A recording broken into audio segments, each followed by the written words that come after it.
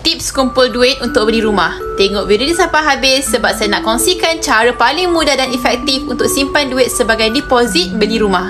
Jangan lupa save dan share kepada yang lain. Katakanlah tuan-puan nak beli rumah yang harganya dalam lingkungan RM300,000. Tuan-puan boleh letakkan target simpan 2.36 gram emas di akaun Get Public Gold setiap bulan selama 36 bulan ataupun 3 tahun.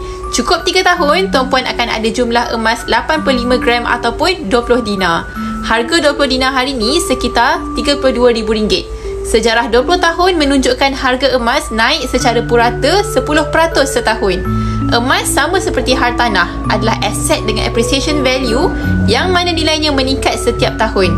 Walaupun harga rumah akan naik dalam tempoh 3 tahun, harga emas juga akan naik bersama-sama. Bermakna, tabungan emas tuan-puan masih lagi mencukupi untuk deposit rumah tersebut. Jadi untuk pastikan duit simpanan beli rumah tak bocor ataupun tidak jatuh nilai sebelum sempat tuan-puan guna, baik tukarkan simpanan dalam bentuk emas. Jadi untuk bermula simpan emas, tuan-puan boleh rujuk pin video tutorial ataupun tekan link di bio saya untuk daftar akaun emas Public Gold dan saya akan bimbing tuan-puan dengan langkah dan cara yang terbaik dalam simpanan emas.